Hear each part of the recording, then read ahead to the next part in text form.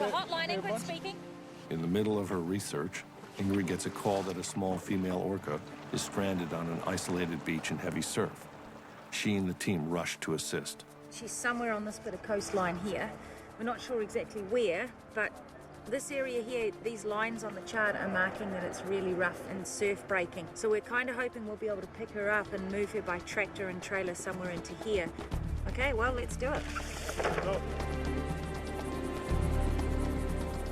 Time is critical in a stranding rescue, so Ingrid and Jean-Michel will fly directly while the team drives the 5 hours to the site. New Zealand's hills are bordered by a twisting 9,300-mile coastline. Whale strandings are fairly common, but successful rescues are not.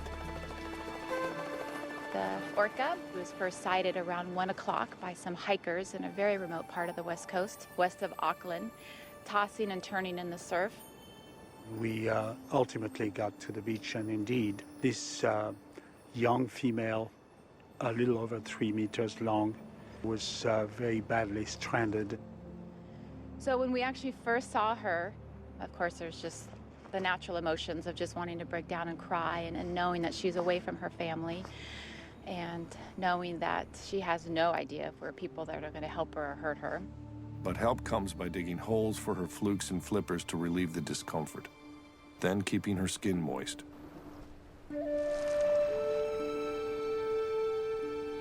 She was probably not alone, struggling in the surf, and another whale may have tried to pull her back to sea, judging from the marks raked across her tailstock. Ingrid names her Rakey. Most important to her survival is keeping the young whale hydrated after hours of stress on the beach. Ingrid is successful in getting her to accept a tube bringing water. It's a triage that also involves reassurance and comfort.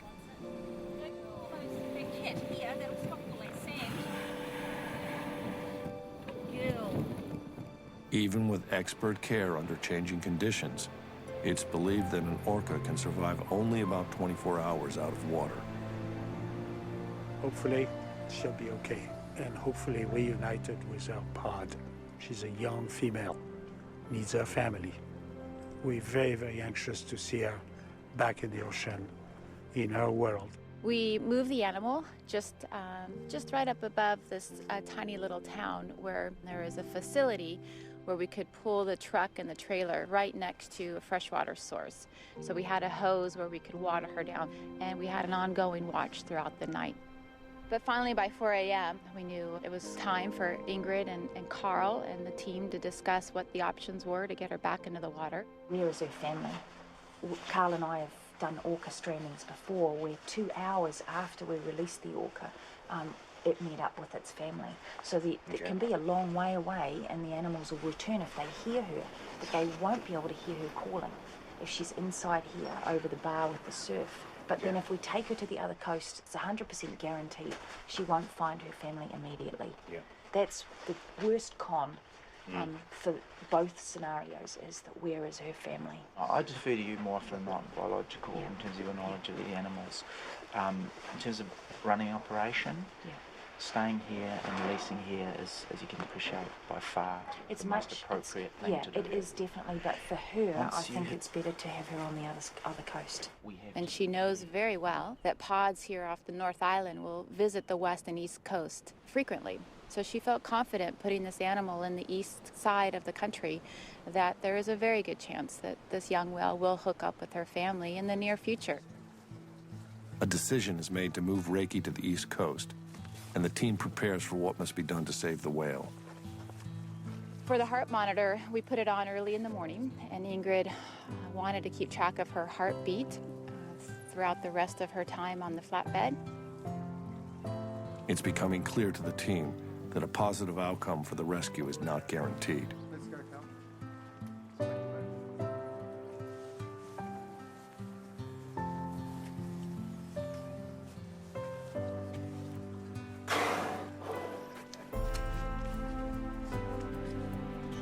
For me personally, it was the first time I've seen an orca so close.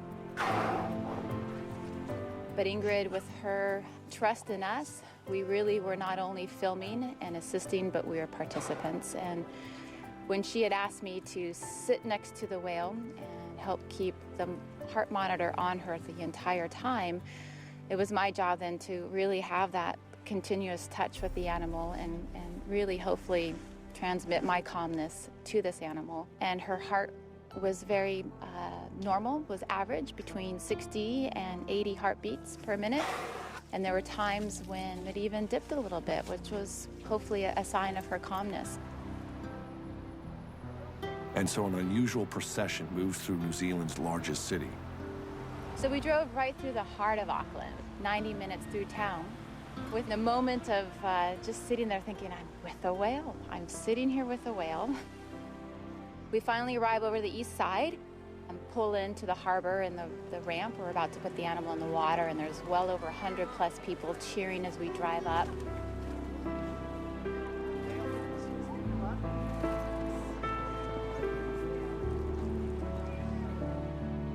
The whale is gently rocked into the water, but is disoriented from the ordeal and lies still. From there's a full flood of emotions. And at first the animal is hardly moving at all.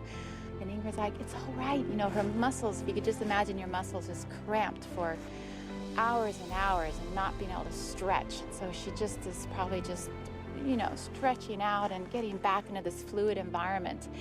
And finally, Ingrid says, just have some of the people back away and only 2 of you stay close to her to support her.